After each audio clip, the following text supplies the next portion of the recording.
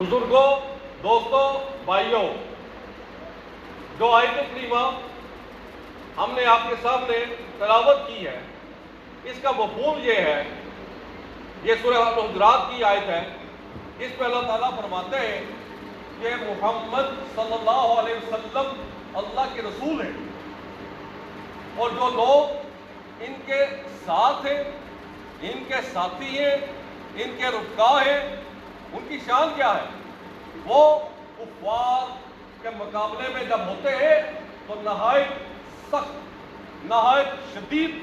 قسم کا ان کا رد عمل ہوتا ہے۔ شدت کے ساتھ وہ کفار پر جو ان کے ساتھ جنگ کرنے کے لیے آئے ہوتے ہیں، ان کا وہ حملہ آور ہوتے ہیں، اور آپس میں یہ نہایت ہی شفیق ہوتے ہیں، ایک دوسرے کے ساتھ محبت کرنے والے ہوتے ہیں۔ یہ اللہ سبحانہ تعالیٰ نے صحابہ کرام رضوان اللہ اجمعین کی شان بیان فرمائی ہے۔ آپ جب اس آیت کریمہ پر غور کریں گے تو آپ کو تقریباً تمام ہی جلیل القدر صحابہ اسی طرح کی صفات سے متصف نظر آئیں گے، اور بالخصوص اگر آپ سیدنا ابوبکر صدیق اللہ تعالیٰ عنہ اور بالخصوص سیدنا حضرت عمر فاروق رضی اللہ تعالیٰ عنہ کی شخصیت کا آپ جائزہ لیں تو وہ تو عین اس آیت کے مصداق ان کی شخصیت اور ان کی صفات سی ہیں آپ کو نظر آئیں گی۔ آپ دیکھیے کہ ہمیشہ انہوں نے کفار کے مقابلے میں، منافقین کے مقابلے میں نہایت ہی بہت سخت قسم کا سٹانس لیا، اور جتنا سخت سٹانس لیا وہ اتنا ہی اصول پر مبنی ہوتا تھا، وہ اتنا ہی اللہ تعالیٰ کی مشیت پر مبنی ہوتا تھا۔ اس حوالے سے ہم چند واقعات آپ کی خدمت میں پیش کر چکے ہیں، اور آپ اچھی طرح سے سمجھ سکتے ہوں گے کہ واقعتاً حضرت عمر تعالیٰ عنہ نے منافق کی جو گردن اڑائی، اور جن لوگوں کو بھی اسلام سے دور ہٹتے ہوئے دیکھا، اس پر جو بھی انہوں نے سخت قسم کا رد عمل دکھایا، اللہ کی اور اس کے رسول کی ہمیشہ ان کو تائید حاصل رہی ہے، الحمدللہ۔ اب ہم ان کی فضیلت پر بات کریں گے، اور اسی پس منظر پہ جو حدیث پہلی پیش کی جا رہی ہے، اس سے آپ کو ہماری اس بات کے متعلق مزید جو ہے وضاحت ہو جائے گی۔ حضرت ابو ہریرہ رضی اللہ تعالیٰ عنہ بیان کرتے ہیں، بخاری شریف کی روایت ہے کہ ایک دفعہ حضور علیہ الصلوۃ والسلام مسجد نبوی میں تشریف فرما تھے، ان کے ہمراہ چند قریش کی خواتین تھیں جن میں ازواج رسول بھی تھی، کچھ ان کی حضور صلی اللہ علیہ وسلم کے ساتھ گفتگو ہوتی ہے، اور کسی حد تک ان خواتین کی آواز تھوڑی سی بلند ہو جاتی ہے۔ اتنے میں حضرت عمر رضی اللہ عنہ مسجد نبوی میں تشریف لاتے ہیں، وہ ان کو وہاں بیٹھا دیکھ کر حضور صلی اللہ علیہ وآلہ وسلم سے اجازت مانگتے ہیں۔ حضور صلی اللہ علیہ وسلم ان کو اجازت دے دیتے ہیں۔ چنانچہ جو ہی حضرت عمر فاروق رضی اللہ تعالیٰ عنہ مسجد میں داخل ہوتے ہیں تو وہ جو قریش کی خواتین کی ازواج رسول تھی، وہ فوراً کھڑی ہوتی ہیں اور اٹھ کر مسجد کے پردے کے پیچھے اوٹ لے لیتی ہیں، تھوڑی سی گھبرا جاتی ہیں۔ حضور صلی اللہ علیہ وسلم یہ منظر دیکھ کر مسکرانے لگ پڑتے ہیں، اور اتنا مسکراتے ہیں کہ آپ صلی اللہ علیہ وسلم کی مبارک جو داڑھیں ہوتی ہیں وہ بھی نظر آنا شروع ہو جاتی ہیں۔ یہ منظر دیکھ کر حضرت عمر بن خطاب رضی اللہ تعالیٰ عنہ بہت ہی زیادہ خوشی محسوس کرتے ہیں، اور بے ساختہ کہتے ہیں، یا رسول اللہ صلی اللہ علیہ وآلہ وسلم، اللہ تعالیٰ آپ کو ہمیشہ اسی طرح ہی ہنستا مسکراتا رکھے۔ حضور صلی اللہ علیہ وسلم نے بتایا، دیکھو یہ عمر کہ میں ان سے بات کر رہا ہوں، انہوں نے کسی حد تک کچھ لحاظ نہیں کیا اور بات کر رہی تھی، لیکن جو ہی تم کو دیکھا تو فوراً وہاں سے اٹھ کے ڈر کے جو سی ہیں چلی گئی اور پردے کی اوٹ لے لی۔ حضرت عمر تعالیٰ عنہ نے فوراً ان کو پکارا اور کہا کہ اللہ کی بندیوں، آپ کا فرض تھا کہ مجھ سے زیادہ حضور صلی اللہ علیہ وسلم کا لحاظ رکھتی، ان سے ڈرتی۔ انہوں نے کہا کہ آپ جو سے ہیں حضور صلی اللہ علیہ وسلم سے زیادہ سخت ہیں، اس لیے ہم آپ سے ڈر کر یہاں آ گئی ہیں۔ پھر حضور صلی اللہ علیہ وسلم نے ارشاد فرمایا کہ اس ذات کی قسم جس کے قبضہ قدرت میں میری جان ہے، شیطان بھی उस रास्ते को छोड़ देता है जिस रास्ते पे सैयदना उमर फारूक रज़ियल्लाहु ताला अन्हु चल रहे होते हैं। यानी कि जिस रास्ते को चलते वक्त हजरत उमर रज़ियल्लाहु ताला अन्हु अख्तियार करते हैं, तो उस रास्ते से आगे से या पीछे से शैतान को गुजरना हो तो हजरत उमर रज़ियल्लाहु ताला को देखकर फौरन अपना रास्ता बदल लेता है। वो इससे आप अंदाजा लगाइए हुज़ूर सल्लल्लाहु अलैहि वसल्लम की मुबारक ज़ुबान के तहत हजरत उमर रज़ियल्लाहु ताला अन्हु की क्या ही शान थी कि शैतान की भी जुर्रत नहीं हो सकती कि उस रास्ते पर चल सके जिस रास्ते पर सैयदना अमीरुल मोमिनीन हजरत उमर बिन खत्ताब रज़ियल्लाहु ताला अन्हु चलते हैं। अल्हम्दुलिल्लाह हजरत जुबैर रज़ियल्लाहु ताला अन्हु से रवायत है और ये हदीस शरीफ भी बहारी से है और मुस्लिम से भी है। और उन्होंने बताया कि हुज़ूर सल्लल्लाहु अलैहि वसल्लम ने एक दफ़ा अपना ख्वाब बयान फरमाया। आप सल्लल्लाहु अलैहि वसल्लम ने फरमाया कि मुझे फरिश्ते ने दूध पेश किया और वो दूध मैंने पीना शुरू किया और मैंने दूध इतना पिया कि उससे सैर भी हो गया और उस दूध की सैरी की वजह से उसके असरात मेरी उंगलियों के नाखूनों पे भी ज़ाहिर होने लगे। तो उसके बाद मैंने वो दूध हज़रत उमर फारूक रज़ियल्लाहु ताला अन्हु को दूध का प्याला पकड़ा दिया, उन्होंने उसको पिया। जब आप सल्लल्लाहु अलैहि वसल्लम ने अपनी ये बात ख़त्म की तो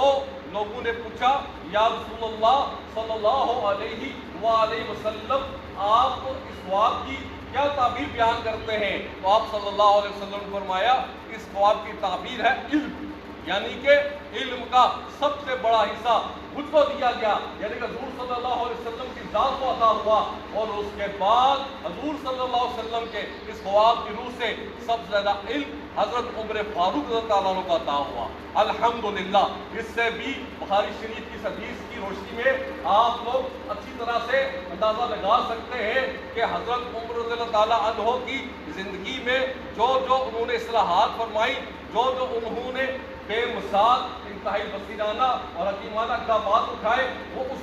इल्म ही की बदौलत थे जो उनको हुज़ूर सल्लल्लाहु अलैहि वसल्लम की तरबियत से हासिल हुआ था। अल्हम्दुलिल्लाह। फिर अगली हदीस है, हुज़ूर सल्लल्लाहु अलैहि वसल्लम ने इरशाद फरमाया कि मैंने देखा कि मैं एक कुएं के पास खड़ा हूँ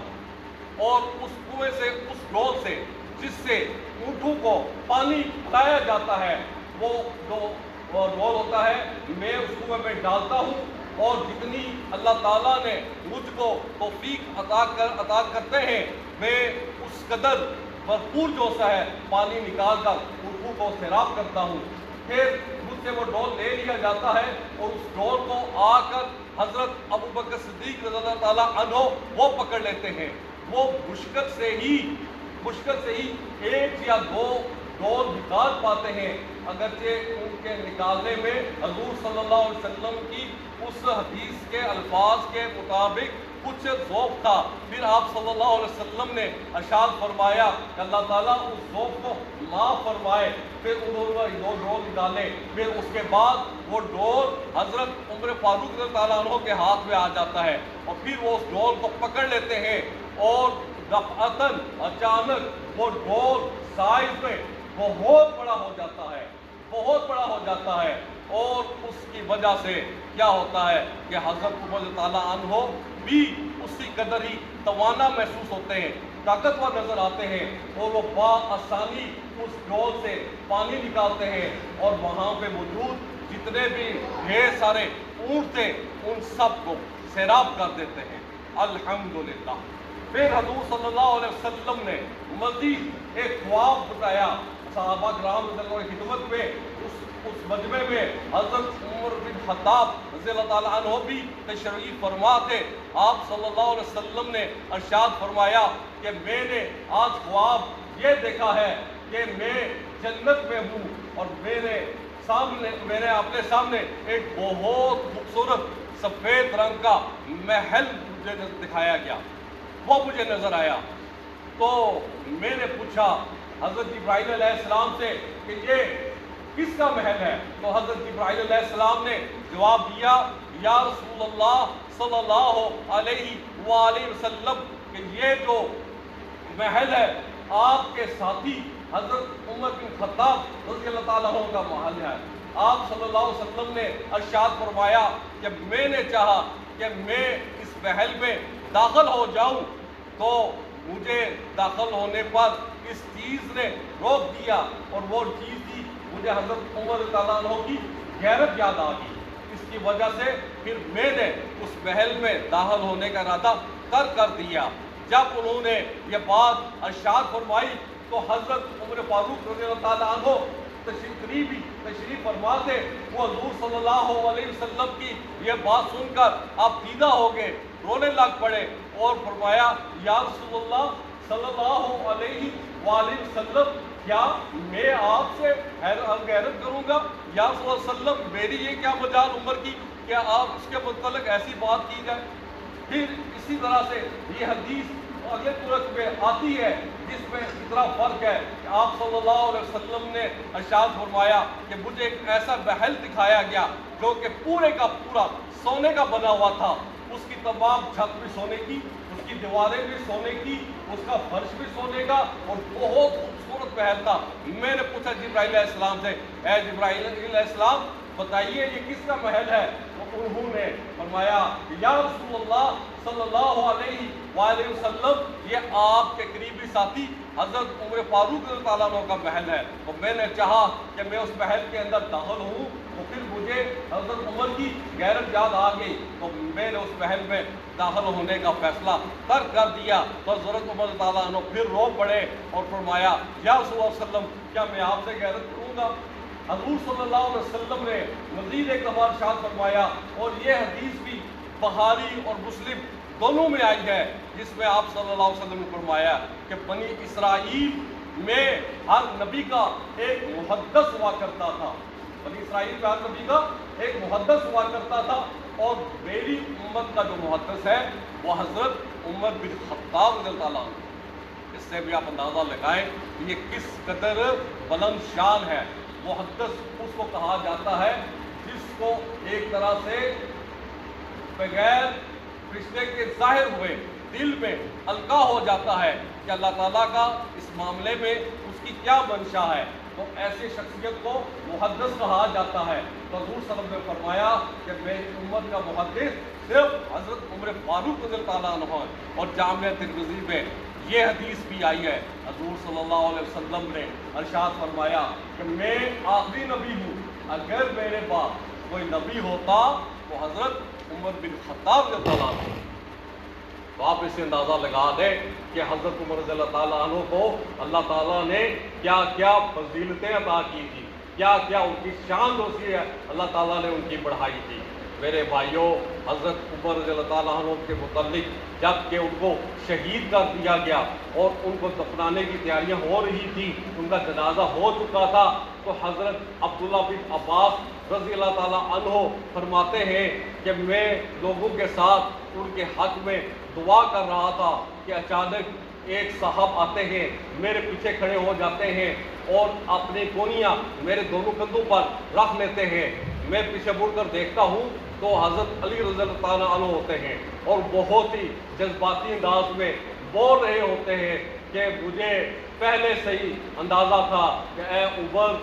آپ جو ہیں ضرور اسی جگہ جائیں گے جہاں آپ کے اس سے پہلے دو ساتھی جا چکے ہیں، یعنی کہ حضور صلی اللہ علیہ وسلم کی مبارک ذات اور حضرت ابوبکر صدیق رضی اللہ تعالیٰ عنہ۔ کیونکہ حضرت عمر رضی اللہ تعالیٰ عنہ کو یہ اعزاز بھی حاصل ہوا کہ آپ رضی اللہ تعالیٰ عنہ علیہ السلام کی جو قبر ہے وہ روضہ رسول میں ہے،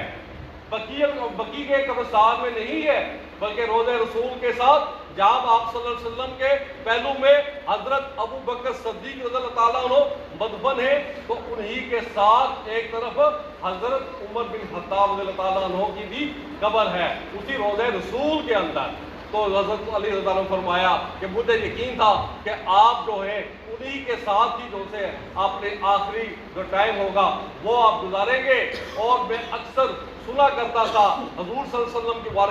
مبارک زبان سے کہ میں اور ابو بکر صدیق اور عمر فلان جگہ گئے، میں ابو بکر صدیق اور عمر فلان جگہ سے آئے، میں ابو بکر صدیق اور عمر نے فلان جو اس کے جگہ پہ داخل ہوئے، تو ہر جگہ ہر موقع پر حضرت عمر تعالیٰ عنہ حضور صلی اللہ علیہ وسلم کے ہمراہ ہوا کرتے تھے۔ پھر مولا علی علیہ السلام نے ارشاد فرمایا کہ اب زمین میں ایسا کوئی بندہ نہیں ہے کہ جس کے عمل آپ کی طرح ہو، اور میرے دل میں یہ خواہش پیدا ہو کہ میرے اعمال آپ جیسے ہو سکتے ہیں۔ میرے بھائیوں، حضرت عمر رضی اللہ تعالیٰ عنہ کی جو شخصیت تھی، اس میں بہت بڑی ہمارے لیے تعلیمات کا جو پہلو ہے وہ بھی چھپا ہوا ہے، بلکہ انتہائی نمایاں ہے۔ حضرت عمر فاروق رضی اللہ تعالیٰ عنہ کے دور میں آپ کو معلوم ہوگا کہ اگرچہ پوری دوسری ریاست اسلامیہ میں ہر جگہ امن تھا، خوشحالی تھی، انصاف تھا، لوگوں کے ان کے حقوق ان کے گھر کی دہلیز پر مل رہے تھے، لیکن ایک ایسا موقع آیا کہ اللہ کی جو تقدیر تھی، اللہ کی جو منشا تھی، جو اللہ کی مشیت تھی، وہ غالب آتی ہے، اور سرزمین عرب میں خشک سالی کا دور شروع ہو جاتا ہے، قحط سالی شروع ہو جاتی ہے بارش نہ ہونے کی وجہ سے۔ تو اس موقع پر دو واقعات ہوتے ہیں جو میں آپ کی خدمت میں پیش کرنا چاہتا ہوں۔ ایک تو یہ ہوا کہ جب قحط بڑھ گیا، کچھ لوگوں جن کے مالی اسباب، مالی حالات کمزور تھے، تو ان کے پاس کھانے پینے کی چیزیں بالکل ختم ہو گئیں، تو وہ ان کے بچے بھوک کی وجہ سے بلکنے لگے۔ تو ایک شخص نے اپنے ایک ایسے ہمسائے جو کہ مالی طور پہ مضبوط تھا، اس کے گھر غذا خاصی مقدار میں پائی جاتی تھی، تو اس نے اس کے گھر سے آٹا چوری کر لیا۔ تو جب اس کی آٹا چوری کرنے کی خبر حضرت عمر تعالیٰ کو ملی اور وہ پیش ہوا، تو بات سن کر حضرت عمر تعالیٰ عنہ نے اس کے ہاتھ نہیں کٹوائے،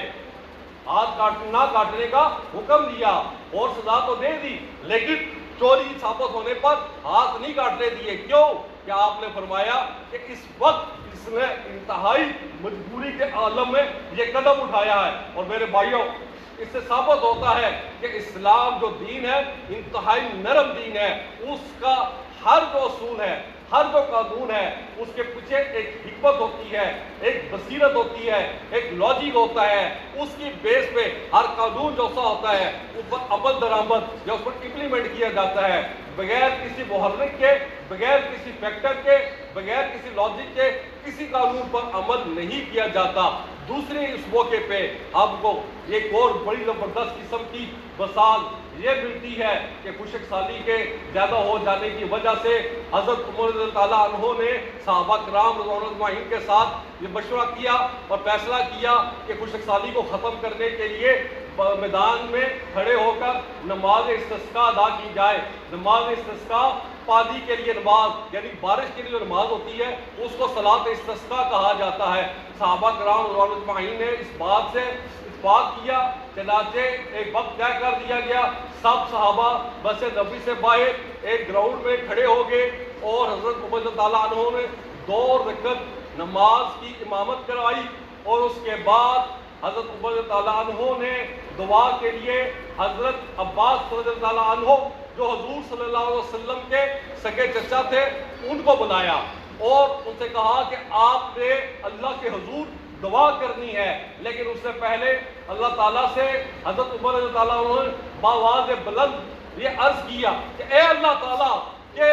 جب تک تیرے محبوب رسول صلی اللہ علیہ وسلم ہمارے درمیان موجود تھے، تو جب بھی کبھی کوئی ایسا موقع آتا تھا، کوئی پریشانی ہوتی تھی، تو ہم ان کی خدمت میں عرض کرتے تھے، تو وہ دعا مانگتے تھے، اے اللہ تو ان کی دعا کے وسیلے سے ہم پہ کرم فرما دیتا تھا، بارش نازل فرما دیتا تھا۔ لیکن اب وہ ہمیں چھوڑ کر تجھ سے ملاقات کرنے کے لیے آ چکے ہوئے ہیں، اے اللہ تعالیٰ ہم اب ان کی جگہ ان کے سگے چچا حضرت عباس رضی اللہ عنہ کو دعا کے لیے پیش کر رہے ہیں، تو ان کی دعا کے وسیلے سے ہم پر کرم فرما دینا۔ چنانچہ حضرت عباس رضی اللہ عنہ آگے بڑھتے ہیں اور دعا کے ہاتھ اٹھاتے ہیں اور دعا کے لیے دعا مانگتے ہیں۔ کئی صحابہ بیان کرتے ہیں کہ ابھی ان کی دعا مکمل نہیں ہوتی ہے کہ آسمان پر کالی گھٹا چھا جاتی ہے اور بارش شروع ہو جاتی ہے۔ الحمدللہ दूसरी एक छोटी सी बात हजरत उमर रज़ियल्लाहु अन्हु का ये कौल है, लेकिन उससे पहले मैं वाज़ेह कर दूं कि इससे साबित होता है